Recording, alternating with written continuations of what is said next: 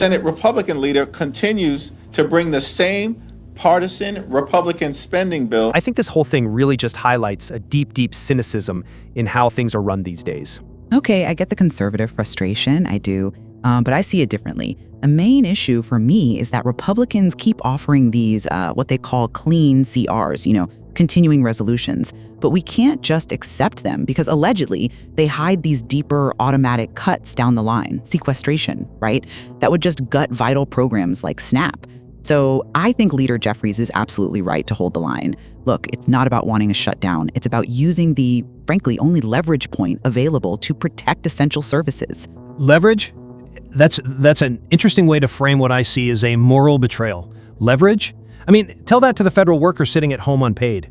Tell that to families worried about benefits. It's insulting. Republicans control the House, the Senate, and the White House. Frankly, this is our only moment of leverage. We heard Senator Coons just openly admit it. He said, and I'm quoting here, frankly, this is our only moment of leverage. That's where the real disgust comes in, you see? He is publicly saying they're weaponizing the financial security of what reportedly 118,000 SNAP recipients in Delaware. That's the food assistance program, including 46,000 kids. You cannot claim you're protecting programs by letting them lapse to score political points. That kind of gamesmanship is just, well, it's reprehensible. Moving on to the Gaza ceasefire, I feel, cautious optimism, I guess, but also quite a bit of worry. The president achieved a historic peace in the Middle East. The ceasefire is holding. Vice President Vance is apparently downplaying these recent skirmishes, right?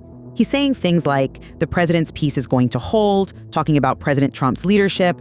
But when we see reports, allegedly, of Israeli strikes violating the truth and Hamas attacking IDF soldiers, we need accountability for these breaches, not just some PR spin. The focus really has to stay on the humanitarian situation, which seems incredibly fragile. Right, but I think you're focusing on the wrong thing there. Vance is being pragmatic. He's showing appropriate confidence. This stability, hard-won under this administration, is something we should be, frankly, proud of. I think the only reason to zero in on Vance's tone is to sort of distract from the fact that this peace deal is holding, maybe better than expected.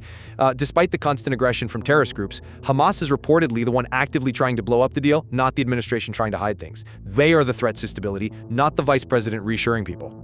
Okay, before we dive back into these high-stakes political dramas, we do want to take a moment to talk about the next-gen business. Yeah, absolutely. We are genuinely glad, I think we both are, to be part of the mission that the next-gen business is pursuing. It really is a fantastic resource. You get trending news coverage from reporters leaning left, center, and right, and they're all focused on, trying to de-radicalize the extremes and help heal the political division in America. Exactly. We're really thankful for their support and especially their commitment to keeping their resources free for everyone.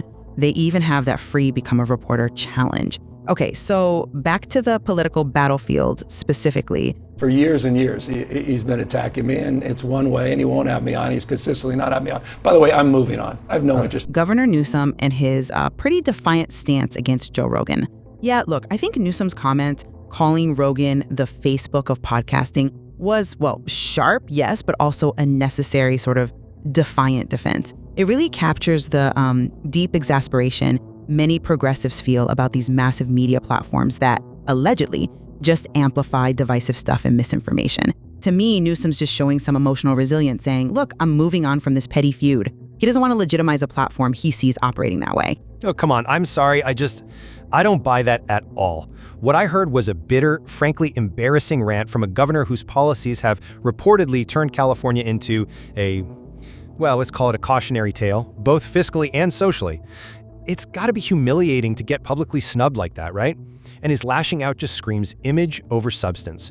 I mean, the governor should probably be more worried about the, 118,000 people who've reportedly fled his state rather than getting into petty fights. Rogan just maybe exposed a bit of political vanity there.